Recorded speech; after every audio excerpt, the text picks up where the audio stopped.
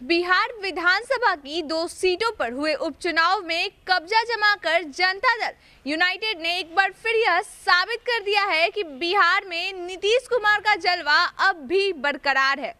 16 साल से बिहार की सत्ता पर काबिज नीतीश कुमार का विकल्प अब तक बिहार में वोटर्स को नहीं मिल पाया है और नीतीश के खिलाफ न तो आरजेडी अकेले पार पाई है और न ही महागठबंधन। विधानसभा चुनाव के नतीजे सामने आ चुके हैं और अब उपचुनाव के दौरान अलग अलग राजनीतिक दलों को मिले वोट प्रतिशत के आंकड़े भी सामने आ गए हैं। बता दें कि भारत निर्वाचन आयोग की तरफ से जो आंकड़े जारी किए गए हैं वह इस बात की तस्दीक कर रहे हैं कि कांग्रेस और आरजेडी अगर एक साथ रहकर महागठबंधन की शक्ल में भी होती तब भी नीतीश कुमार उस पर भारी पड़ते।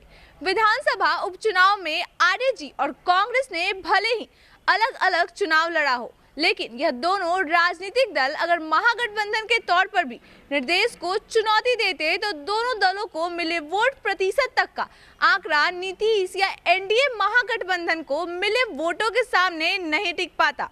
दरअसल विधानसभा उपचुनाव में राष्ट्रीय जनता दल के उम्मीदवारों को 40.7% वोट हासिल हुए हैं, जो जेडीयू के 46.2% से काफी कम है। दोनों दलों के बीच वोट लगभग 5.50% वोट प्रतिशत का अंतर है।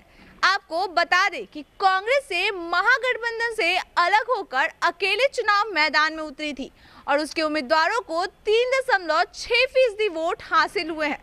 अगर राष्ट्रीय जनता दल और कांग्रेस के उम्मीदवारों को मिले वोट एक साथ भी कर दिए जाए तो जेडीयू उम्मीदवार को मिले मतों से कम ही होगा। आरजेडी और कांग्रेस अगर एक साथ चुनाव लड़ती तो भी यह आंकड़ा 44% वोट के ऊपर नहीं जा पाता। जाहिर है नीतीश कुमार के सामने ना तो आरजेडी और कांग्रेस अकेले टिक पाए और ना ही महागठबंधन के स्वरूप में ही यह नीतीश से पार पाते। हालांकि जेडीयू के उम्मीदवारों को मिले वोट एनडीए के आधार पर है।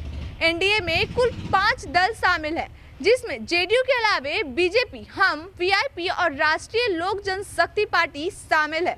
जाहिर है एनडीए की एकजुटता और बड़े आकार ने नीतीश के उम्मीदवारों को बेड़ा पार कर दिया। वहीं दूसरी तरफ से महागठबंधन बिखरा हुआ था, इसका खामियाजा भी आरजेडी को उठाना पड़ा। आपकी जानकारी के लिए बता दें कि विधानसभा उपचुनाव में कांग्रेस से ज्यादा वोट चिराग पासवान की लोक जनशक्ति पार्टी रामविलास को हासिल हुए।